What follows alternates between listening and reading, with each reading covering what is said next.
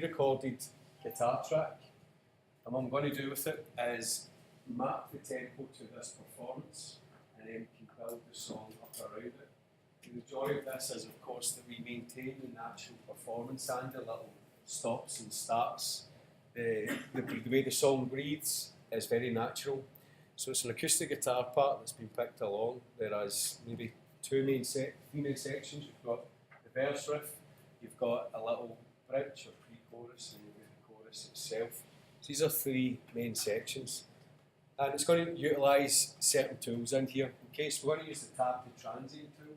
It's a really great feature with Pro Tools, which means we can use the tab key, which is just above the caps lock key on our keyboard, and tab along to the start of each transient. A transient is the attack portion of a rhythm waveform, so we're able to get right into the start of that particular hit.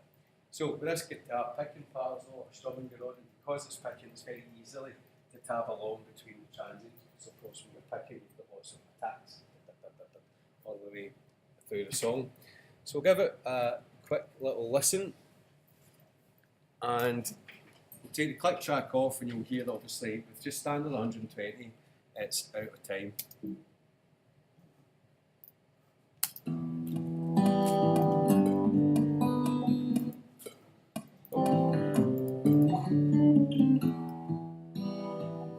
Okay, so we've got a wee bit of compression on it just to make it a bit more listenable in the interim.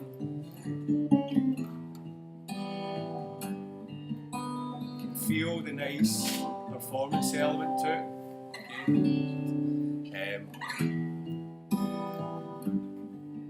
Okay, I've already set up some markers to kind of show you where the song kind of changes. So I want you guys just to focus on this beat detective. So the keys that we're going to require today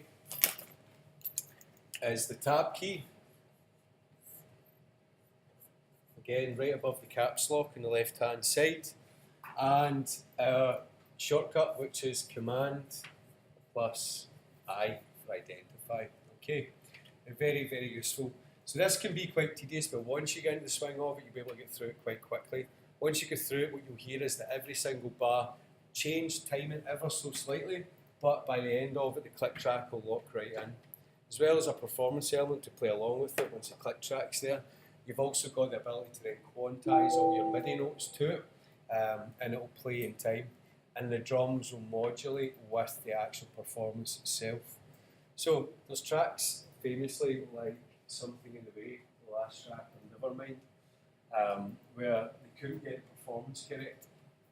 They had it in the studio, everything was too fast, and it needed to be analogous, it needed to be dynamic. So one of the things they did was record the acoustic guitar on a couch with Kurt Cobain just sitting there playing away. And because they managed to get the performance correct and they got the vocal performance right, they didn't want to change from that. So then they had to go in and drop in the drums and the cello and the bass bar by bar, changing the time every single bar. What we ended up with was this really haunting performance that felt, natural, really natural. It didn't push too hard, didn't pull, and it just basically breathed all the way through the track. So that was a very good example of the effort that had to go in back in the day to obviously do this. So now, once you guys create your little your beat detective now, you're going to go through it and identify the beat for every single bar, pretty much. After you get to that point, any MIDI you put in is then going to move with the relative timeline, which is going to change from bar to bar. So, tab to transient is this little function up here. Make sure that's on, otherwise the tab key is just going to go right to the end of the waveform. Okay, so we need to activate this tab to transient tool. Remember, if you're unsure, most occasions if you just hover over the function, it will tell you what it's doing. Okay, tab to transients. So this is a great tool. Tab to transient should always be on when you're doing any editing. Okay, because it means that you can quickly jump to a part of the song, get close to it, and then use the tab key to start tabbing along the transients. If I hold down shift while I do it, I select as I go, so this is useful for creating a really concise loop at a particular song. Hold down the shift and then tab along. That then creates this little shaded area up here. This is your loop parameters for your playback.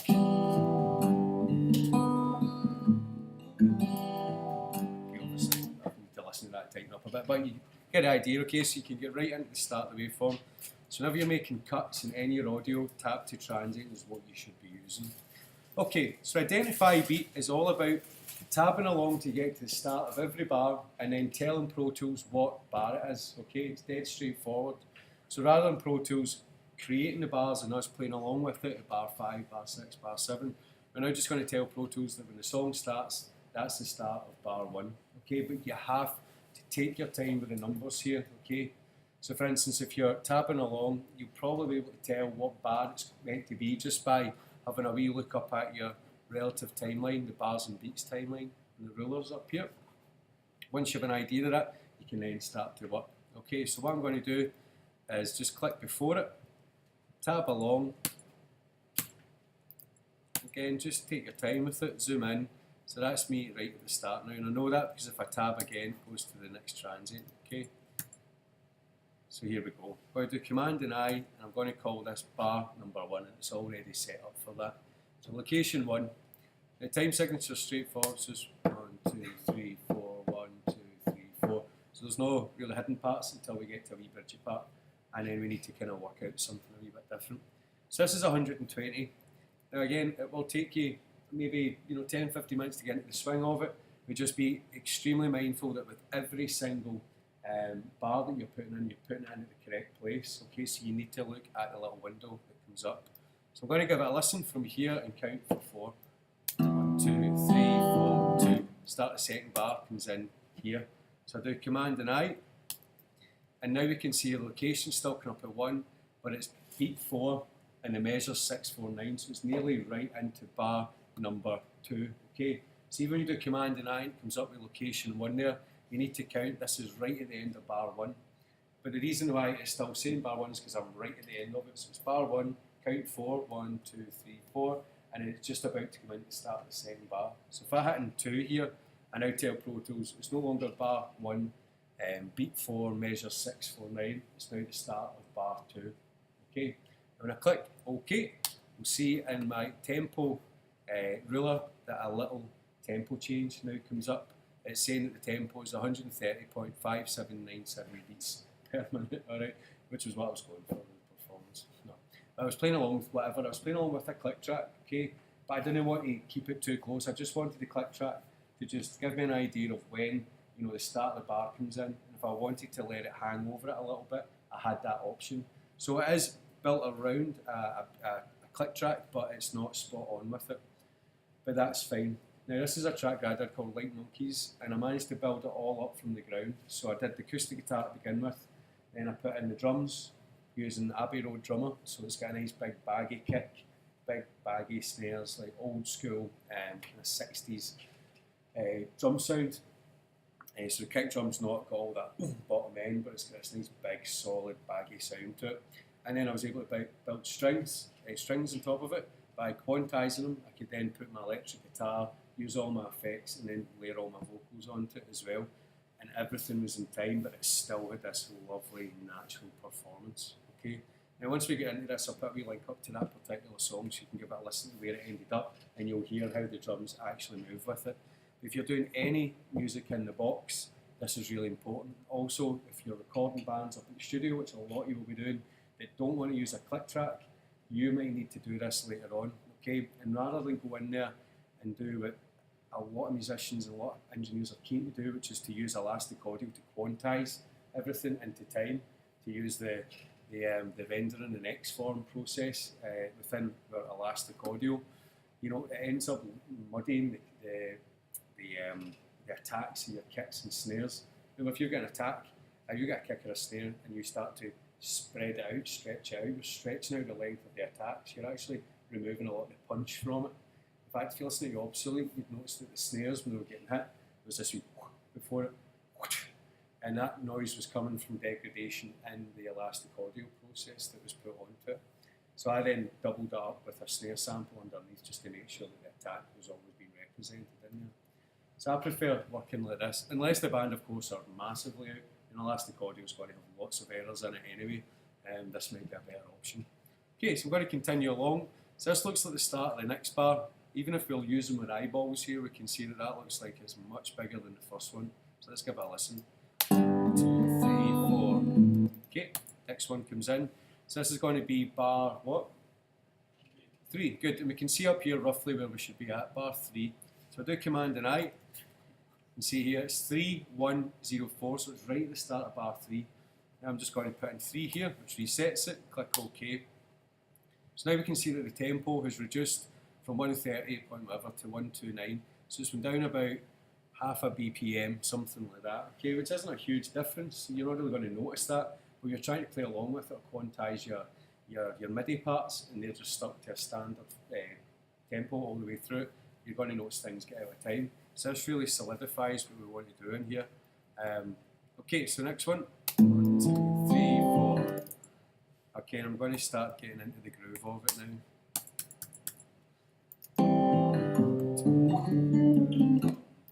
And here, this will be bar 5. And again, you can just look up the top here and tell roughly probably what transient it's going to be. That leads into the next one, bar 6. Okay, bar 7, down here. And I'm just going to start working through all the way up to this first bridge, okay? You'll see how you start to get into the groove of it.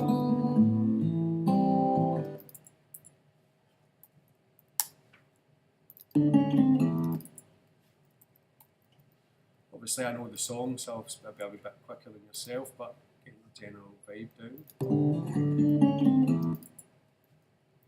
This will be 9.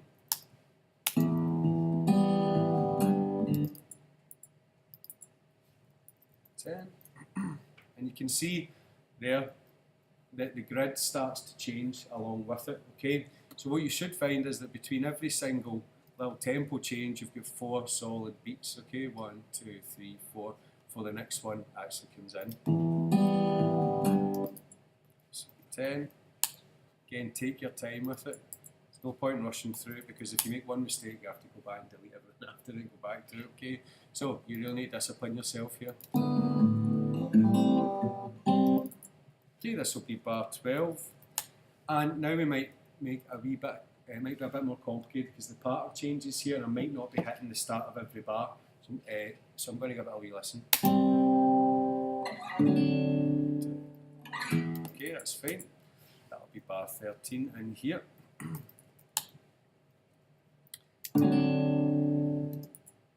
Could be a wee bit tighter. Just going to make sure if I zoom in here that I'm getting that. Okay, so I want it right there.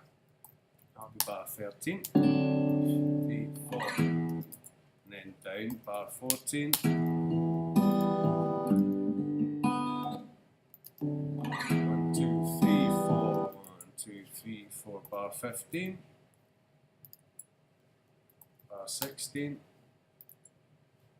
Bar 17, then we'll just Command and I as you go. You'll start getting it'll just become muscle memory.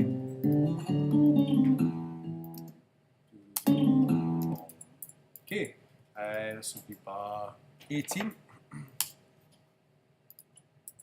19,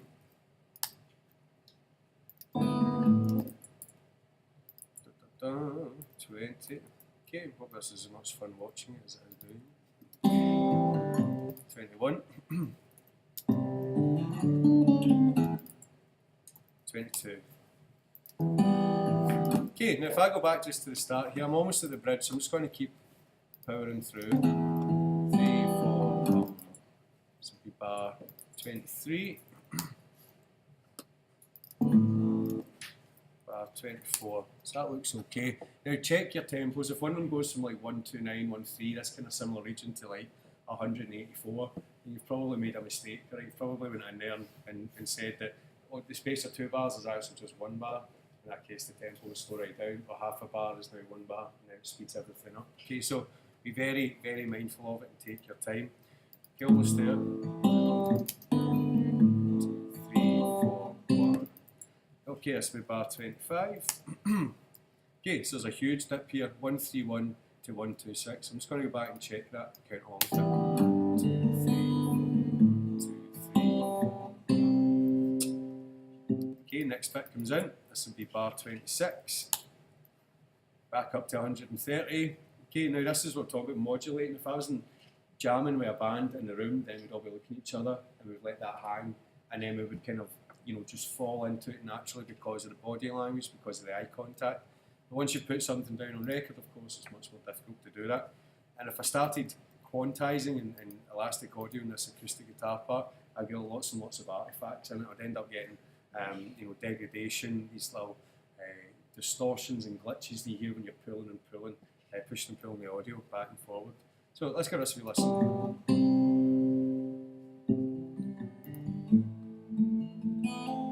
Okay, so this is going to be tricky here because it goes da da da da da da da, and there's no real thing coming in to signify the start of the beat. That's no problem. What do you think I could do to get around it?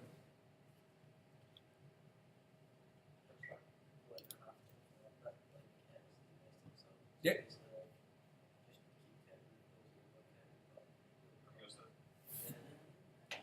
Yep, so you could do half time, so you could actually say this is a half bar coming in. Absolutely. You could just take the click track off here and let performance cut about. Or we could just leave it 2 bars. Okay, so rather than do 26, 27, 28, we just do 26 and 28.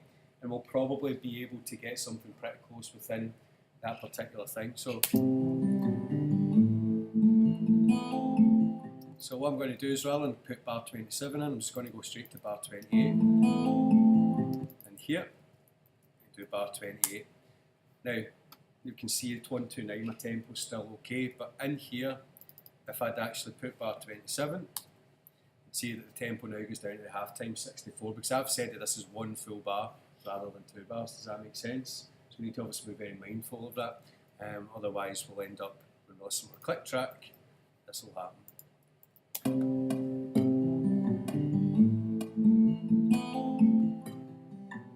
Okay, so we want to avoid that. It's still in time, of course, but it's in half time. It's just going to complicate things. So in here, I'll just make this bar 28. And now I'm back up to what looks like a decent time. So now, if I go back to the start and give this a listen, and I'll save that along with my click track, we'll hear that the click track should be spot on for every single bar. And because we're listening to a click track, we're listening to some sort of percussion there, even though it's very boring, 2, 3, 4.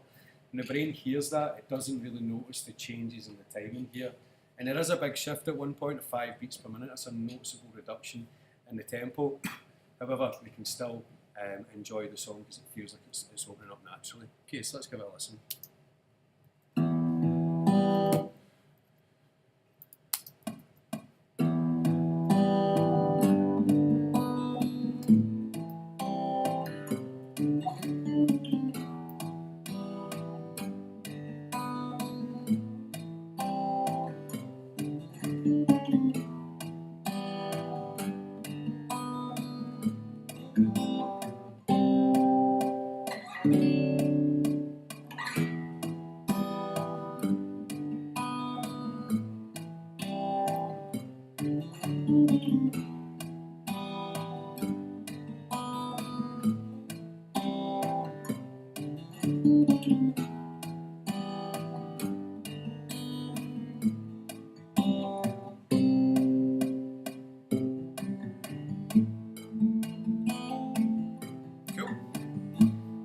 And then obviously I then need to go and do it for the rest of the track. So once you get into the swing of it, you'll be doing one of these per second, alright? You'll probably be able to get through about 20 in a minute once you get right into the groove. So just click, tab, command I, click, tab, command I, and keep your eye on the relative timeline up there. Once you're done, you'll have the whole thing completed, and when you download that folder from the VLE, there's a version of it completed for you. So you can see it, okay, but this is really important information, and again, we're getting to the point of the teaching aspect, and now we're going to be getting to the compositional things. You guys will be coming up with your own songs.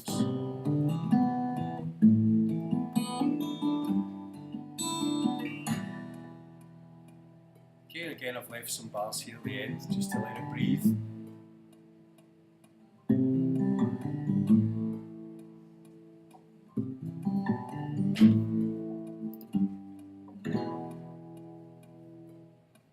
The end. Okay, cool. So, tab, command I, keep your eye on the counts when you go along with it, okay? It should take you up to about break time to do this. Alrighty, any questions?